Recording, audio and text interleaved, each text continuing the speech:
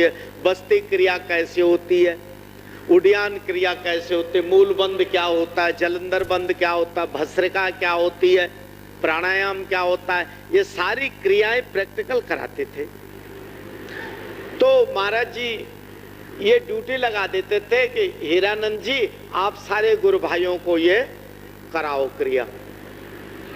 तो नंगल सरकार जो थे उन सारे महात्माओं को वो क्रिया कराते थे, जिसमें स्वामी बैरागानंद जी थे, स्वामी बेअंतानंद जी थे, स्वामी अजून्यानंद जी थे, अभेदानंद जी थे, अनंत प्रकाशानंद जी थे, विवेक सुखानंद जी थे, सारस्वतानंद जी थे, स्वामी निर्भरावानंद जी थे, बड़ी बड़ी विभूतियां वो सब थे। जे वो सब महाराज जी के द्वारा योग शिक्षा वहां लेते थे।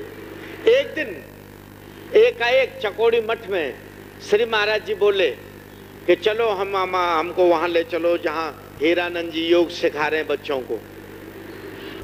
गुरुदेव को वहां ले आए, वो टाली के नीचे पलंग रख दिया,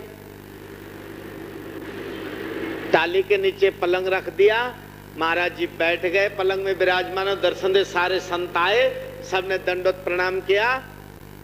महाराज जी बोले तुमको सिखाने वाला जो हीरानंद है वो कहाँ है? बोले महाराज यही थे हमारे बीच में। बोले ढूंढो कहाँ है?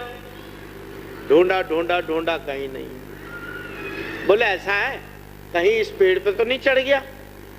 देखो तो ऊपर चढ़ के। अब महाराज जी कौतुक वचन लीला करी, तो बारी बारी से सारे संत चढ़े पेड़ पर, सब पत्ता पत्ता छान मारा, कहीं ऊपर नहीं। अरे भाई 7 फीट का आदमी, बड़ा लंबा कद था महाराज जी का, कहां मिलता टाली के पेड़ पर? कहीं नहीं मिले। जब वो सारे संत हार गए तो दयाल प्रभु के आगे विराजमान सारे संत कहने लगे प्रभु जी उनका तो पता नहीं, अब आप ही जाननहार है कहाँ है। बोले हम आज्ञा देते हैं हीरानंद जी नीचे उतरे आओ, और पेड़ में से प्रकट होकर नीचे उतरे सबके सामने। ये उस किताब में वो कथा दर्ज है जिन्होंने अपनी आंखों से देखा है। उसमें आत्मा रामानंद जी और बाई दयाल रामानंद जी और गुरु प्रेमानंद जी अभी तक, और कुछ आनंदपुर में ऐसे महात्मा जिन्होंने वो लीला देखी है, और आज भी वो लोग जीवित हैं और वो बताते हैं इस विषय को। ऐसी लीला, वो अदृश्य हो जाना, रहना हमारे बीच में लेकिन दिखाई नहीं देना किसी को, ये सारी विशेषताएं उसमें उनमें थी। एक सतोगुणी साधना के, जो साधना, जो अजपा जाप, जो अनहद नाद, जो सहज समाधि, जो उपदेश आप सबको दिया हुआ है, उसी की कमाई उन्होंने भी कहा। लेकिन उन्होंने क्या, अत्यंत सात्विकी वृत्ति से। तुम करते हो तामस या राजस वृत्ति से। तुम इसलिए भजन करते हो कि मेरे बेटे का नौकरी लग जाए, मेरा बेटा अच्छे नंबरों से पास हो जाए, मेरे घर में संतान नहीं संतान मिल जाए, मेरी दुकान नहीं चल रही दुकान चल जाए, मेरा मुकदमा नहीं ठीक हो रहा मेरा मुकदमा जीत जाए, मेरा रोग कट जाए। तुम संसार के स्वार्थ को लेकर के गुरु धारण करे हो और गुरु मंत्र का जाप करते हो। तुम सबके सब तमोगुणी हो, तुम्हें उस मंत्र की सिद्धि नहीं हो सकती। सिद्धि उसी को होगी जो निष्कपट निष्काम भाव से उस दीक्षा को जप करेगा, उसकी कमाई करेगा, जैसे श्री महाराज जी ने स्वयं अपने जीवन में करी। क्या आप ऐसा करेंगे? मैं तो आशा करता हूं कि आप ऐसा करेंगे, जरूर करेंगे। यह सर्वश्रेष्ठ मार्ग है, इसमें आप सारी मखलूकात से जुड़ जाते हैं, सारी समष्टि से जुड़ जाते हैं, और समग्र विश्व में आपके संकल्प सिद्ध हो जाते हैं। दूसरी घटना उनके जीवन की, अभी तक सुनाने वाले सुनाते हैं। नंगल विहाला की बात, लाहौर में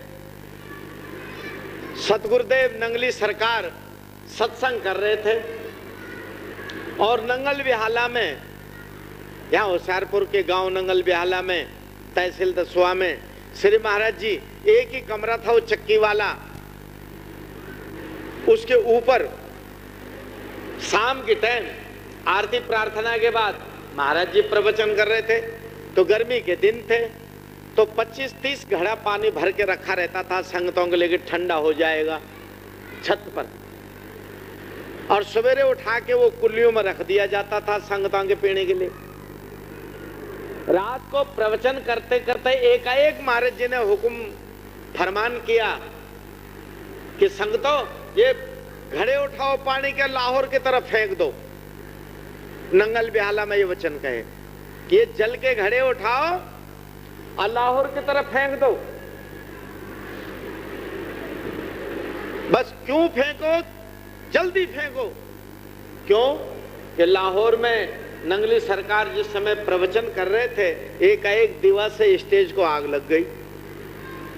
संगत में जब भगदड़ मची तो उसी वक्त लाहौर में महाराज जी बोले, भाई संगतों अपनी अपनी जगह बैठ जाओ, ये आग बुझाने की सेवा जो है वो योगी हीरानंद जी ने अपने हाथ में ले ली है, आग बुझ जाएगी। थोड़ी देर में संगत ने देखा आग बुझ गई, सारी स्टेज पानी से तर हो गई। आया कहां से पानी? 200-250 किलोमीटर नंगल बिहाला से लाहौर। नंगल बिहाला में महाराज जी ने 15-20 घड़े पानी लाहौर की तरफ फेंकवा दिया और लाहौर में आग बुझ गई, उनके गुरु की स्टेज को जो आग लगी थी। यह रहस्य जानने वाले पंडित नानक चंद जी जिन्होंने ये कार्य किया आज हैं, पंडित अनंतराम जी आज हैं, श्री थानेदार बीरबल बख्शी जी हरिद्वार में रह रहे हैं, वो आज जिंदा हैं, श्यामलाल सहगल पंचकूले में रह रहा अभी जिंदा है, लाहौरी राम जी थे वो मर गए हैं, लेकिन अभी भी कुछ उस युग के लोग जीवित हैं। एक बरखा राम पंडित हैं जम्मू में, तवी में, उन्होंने खुद अपने हाथ से घड़े फेंके थे, वो जीवित हैं। बाबा भोला जी पिछले साल शरीर त्यागे हैं शब्द जी, उन्होंने ये घटना हमको अमृतसर में शुरू में एक बार 1964 में बताई, छाठा वाली कुटिया में बैठ करके, कि ये चीज थी। हीरानंद जी जो समाधि ले गए वो क्या चीज थे, उनकी अद्भुत चरित्र को वर्णन करना बहुत मुश्किल है, लेकिन इसलिए वो उधर सीमा प्रांत के महात्माओं से उनका मेल नहीं बैठता था कि सीमा प्रांत के महात्मा लंगर में खूब अनाप शनाप खा लेते थे, प्याज भी खा लेना, मिर्चें भी खा लेनी, खटाई भी खा लेनी, महा के दाल भी बिच्छे मिला लेनी, ये भी कर लेना, वो भी कर लेना, लस्सी भी पी लेनी, चाय भी पी लेनी। तो वो बड़े दुखे होते थे, तुम तमोगुणी खाना खाते हो, और अपना एकांत रहते थे। वो उनका नियम था कि किसी घर से 2 रोटी मांग लेना, प्रभु को भोग लगाना, तुलसी दल डालकर एकांत में बैठ के प्रसाद पाना, छुट्टी। फिर 24 घंटे तक कोई भोजन नहीं। वो भी दूसरे दिन, तीसरे दिन, चौथे दिन जब भूख लगे और ये प्रतीत हो जाए कि अब शरीर बिना खाए नहीं चलेगा, तब कहीं वो अपना खप्पड़ लेके भिक्षा के लिए जाते थे। जो मिल गया उसी में से गौग्रास निकाल करके अपने इष्ट देव को अर्पण करके भोग, और अंतिम काल तक हमने देखा कि आखिर तक 2 महात्मा इन 3-4 गांव, सड़ोवा, रणसोता, नंगल बेहाला, सिंगोवाल, इटिया, इन गांवों में घूमते थे। भिक्षा आती थी, भिक्षा लंगर के भोजन में मिलाई जाती थी, फिर भोग लगता था, गौग्रास निकलता था, फिर हम लोग भोजन करते थे लंगर में। ये नियम अभी तक चला आ रहा था, अब बोधानंद जी ने बंद कर दिया, वो अलग बात है। अब बंद क्या करना, कोई महात्मा नहीं क्रिया करने वाला। ऐसा सात्विक आहार व्यवहार था। आश्रम में चाय नहीं बनती थी, चाय नहीं। ये तो अब श्री महाराज जी ने शुरू में, महाराज जी भी चाय नहीं पीते थे। बिहार वाली सरकार परम जी महाराज, इन्होंने माता चिंतपूर्णी को कहा कि केशवानंद जो है ना गुप्त रूप में चाय पीता 4 बजे। तो गुप्त क्यों पीता है, इसको बना के दे दिया करो 1 कप, इसकी आदत बिगड़ी है कॉलेज से। तो माता अन्नपूर्णा जो थी वो प्रातः ही 4 बजे मुझे एक कप में चाय बना के मेरे कमरे में भेज देती थी। पहले मेरी आदत ऐसी खराब हो गई थी, रात भर पढ़ता था और पढ़ता था तो आंखें खराब हो गई। तो परदेश में था, कोई खाना खिलाने वाला था नहीं, ना माँ बाप थे, ना पैसे थे, ना नौकर चाकर था। तो ऐसी हालत थी हमारी, कभी चने चावले, कभी किसी के साथ खा लिया, कभी नहीं खाया। लेकिन चूंकि पढ़ना है, जागना है, इसलिए चाय जरूर पीते थे और वो आदत बन गई। अब तो बहुत कम कर दी, लेकिन पुराने लोग जानते हैं, जो उस 64 से पहले जो मेरे संपर्क में रहे, वो जानते हैं कि कम से कम दिन में 15-16 कप चाय तो पीते ही थे और रोटी नहीं खाते थे। तो वो महाराज जी ने धीरे धीरे कम करवा करके बिल्कुल छुड़वा दी। अब वो बात नहीं रही। तो स्वयं आश्रम के अंदर चाय नहीं बनते थे। बहुत सारे महात्मा संकल्प के इतने दृढ़ थे कि बहुत सारे महात्मा अखाड़े द्वारे के, नाना प्रकार के संप्रदाय के बड़े बड़े सिद्ध योगी सब आते थे। नंगल बिहाला महाराज जी का नाम सुन के आसपास के सब संत साधु महंत, बड़े बड़े डेरों के स्वामी उनको बड़ा मान देते थे, सम्मान देते थे, लेकिन करते अपने मन के थे। महाराज जी ने कहा, अरे बाहर वो बगीचे में कुआं के साथ साथ 2-3 धुनियां बना दो इन साधुओं के लिए। धुनियां बना दी, कुल्लियां डाल दी। ये साधु वहां इकट्ठा होते थे और इनकी गप लगती थी, खूब चिलम लगाते थे गांजे की। तो उन साधुओं के लिए महाराज जी ओंकारानंद जी को कहते थे, कुछ तमाकू, सिगरेट, चिलम, गांजा रखा कर और जो ऐसे फकड़ा है उनको दे दिया कर। लेकिन एक दिन उनके मन में संकल्प आया कि नहीं, इस बात से खतरा है, मेरे नवयुवक साधु इस कुसंग में फंस सकते हैं। और उन्होंने संकल्प किया और बुलाया ओंकारानंद जी को और उनसे कहा कि जितना भी चिलम, तमाकू, बीड़ी, सिगरेट सब है डेरे में, सब इकट्ठा करो और सबको गड्ढा खोद के गाड़ दो। और गड़वा दिया और कहा, आज से इस जितना परिसर है आश्रम का, इसके अंदर कोई बीड़ी सिगरेट नहीं पिएगा। ऐसा संकल्प सिद्ध हुआ कि उस दिन से ऐसा कोई फकड़ आया ही नहीं वहां जो ये मांग करे कि मैंने धोनी लगानी है, कि मैंने सिगरेट पीनी है। आया ही नहीं स्वभावक। जब एक दफा वचन कर दिया तो कर दिया। जय गुरु। ऐसे वाणी सिद्ध थी, दृढ़ प्रतिज्ञा। भगवान राम के लिए कहते हैं कि सत्यवाको दृढ़ व्रत रक्षतम स्वस धर्मस्य सज्जनानाविरक्षणम अजान भुज महाबाहो कंब ग्रीवो महानु।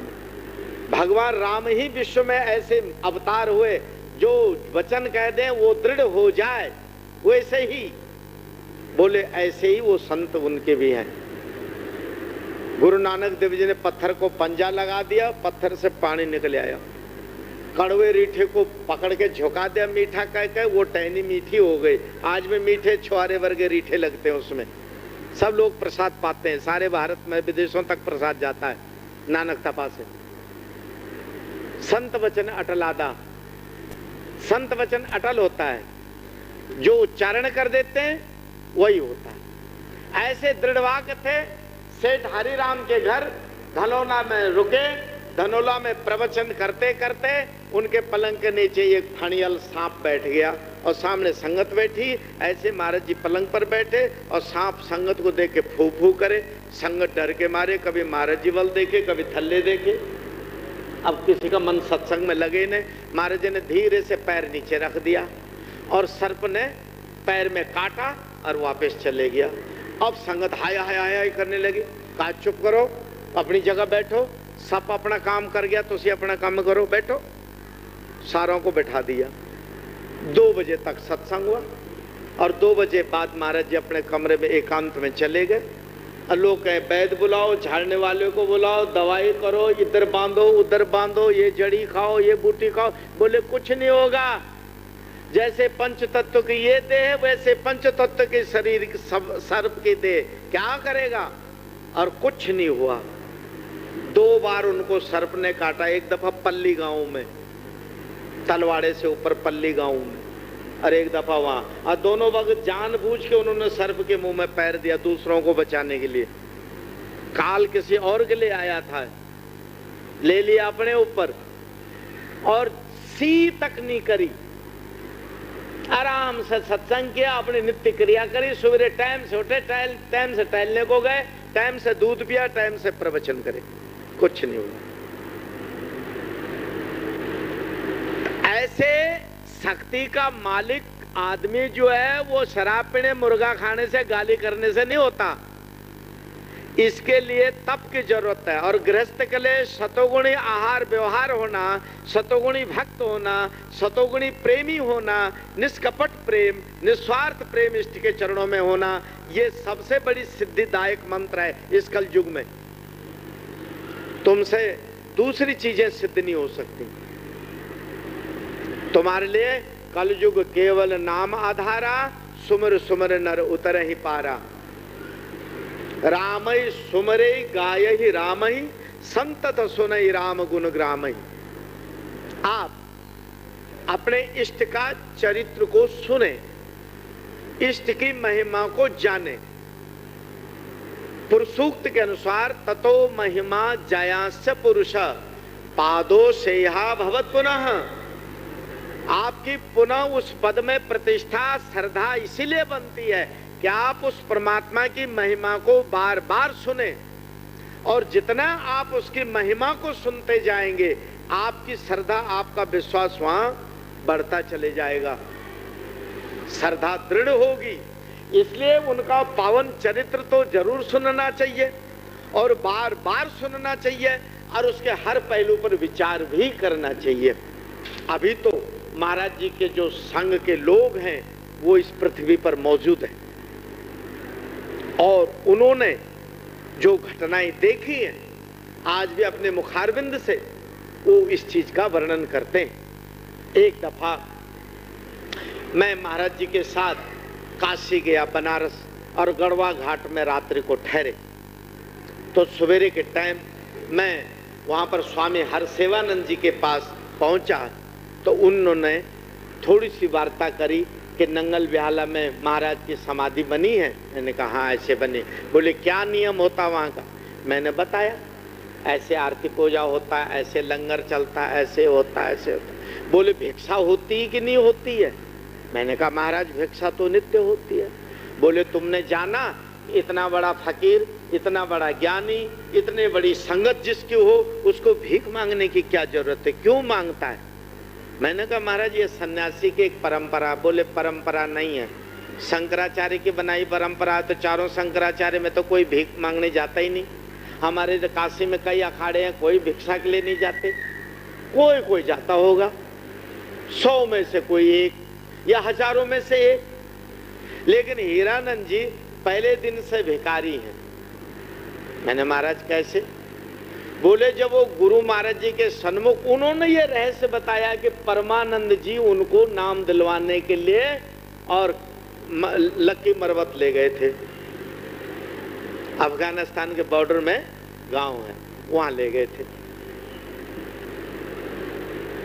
तो उन्होंने श्री नंगली महाराज जी के द्वार पर जाके, और सफेद कपड़ों में थे, मिलिट्री से रिटायर्ड इस्तीफा दे के आए थे। तो वहां पर घुटना टेक करके पल्ला पसार के उन्होंने वही वचन कहा था जैसे अभी राघवानंद सुना रहा था कि कथम जानामि भगवन सर्वम विज्ञातम भवति तब तत्वम भिक्षा ददामहे, ये वचन उच्चारण करे थे कि ऐ शहंशाह, ऐ त्रिलोकी के मालिक, सच्चे बादशाह, वो एक तत्व क्या है जिसको जानने से कुछ जानना शेष नहीं है, मुझे वही महावाक्य भिक्षा में दीजिए।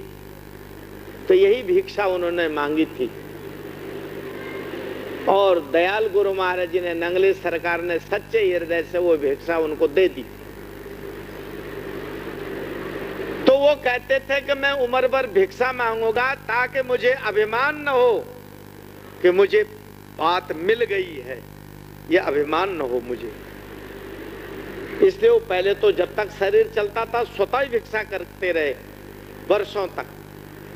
लेकिन जब संगत ज्यादा होगी, जिम्मेवारियां ज्यादा हो गई, तब उन्होंने अपने महात्माओं को हुक्म दिया कि तुम भिक्षा लाओ, और स्वयं भिक्षा का अन्न ही पाते थे। तो उन्होंने मुझे परमहंस महाराज जी की किताब का उद्धरण दिया। स्वामी हर्षवर्धन जी ने बताया कि देखो दयाल परमहंस महाराज जी के सच्चिदानंद प्रकाश में लिखा हुआ है कि एक 100 साल का बूढ़ा रास्ते भर की धूल इकट्ठा करके छलनी से छानता था, रोज यहां से लेके वहां तक की धूल रोज छानता था, यही काम उसका था। एक दिन कुछ नवयुवकों ने पूछा, बाबा आप ये धूल इकट्ठा करके क्यों छानते हैं? कह रहे मैं एक दफा अपनी जवानी में जब मेरा ब्याह हुआ था, मैं अपनी दुल्हन को लेके इधर से जा रहा था, मेरी अंगूठी से हीरा गिर गया था ससुराल के रास्ते में। बोले तो फिर? बोले तब से मैं सारी ससुराल के रास्ते की धूल इकट्ठा करता हूँ और छानता रहता हूँ। 1 महीना लगता मेरा अपने गांव से लेके ससुराल तक, दूसरा महीना ससुराल से लेके अपने गांव तक, 1 महीना लगता वहां से वहां तक, वहां से वहां तक, इसी रास्ते की धूल छानता हूँ। आज 100 साल से ऊपर हो गया। तो जवानों ने पूछा कि हीरा मिल गया? बोले वो तो कभी